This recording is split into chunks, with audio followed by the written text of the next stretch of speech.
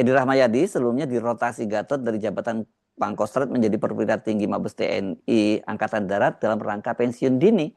Karena pada waktu itu kan dia mau maju pada Pilgub di Sumatera Utara. Namun rotasi itu dinyatakan tidak ada dan Edi tetap menjabat sebagai Pangkostrat.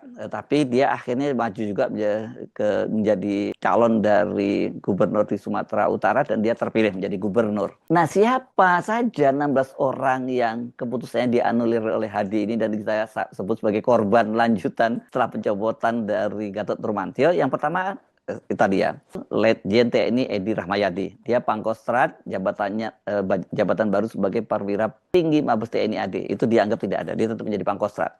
Kemudian Mayor Jenderal TNI Sudirman, ini Asop Kasat, jabatan baru sebagai Pangkostrat. Ini juga dinyatakan tidak ada, dia batal menjadi Pangkostrat. Jadi yang saya bacakan ini jabatannya tidak jadi semua.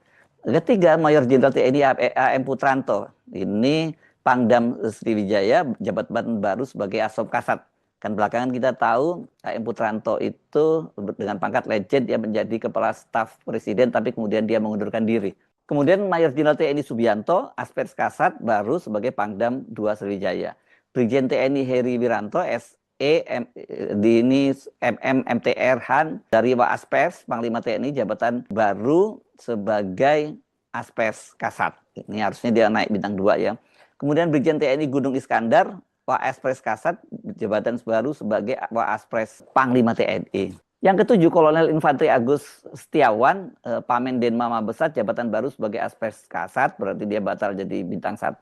Mayor Jenderal TNI Agung Risdianto dan Kodiklat TNI, jabatan baru sebagai Staf Khusus Kasat. Mayor Jenderal TNI Marinir Bambang Suswantoro, jabatan yang lama dan Kormar, itu dia harusnya promosi menjadi dan Kodiklat TNI, harusnya naik bintang 3. Brigjen, ini yang ke-10 ya, Brigjen TNI Marinir Hasanuddin, itu Kepala Staf Marinir, jabatan baru sebagai Dan Kormar. Ini batal juga. Kemudian yang ke-11, Brigjen TNI Marinir Nur Alamsyah, itu Dan Pasmar 2, Komandan Pasukan Marinir 2, Kormar, jabatan baru sebagai Kaskormar. Ini sebenarnya tidak naik pangkat, tapi ya lebih secara hierarki lebih naik jabatannya ya.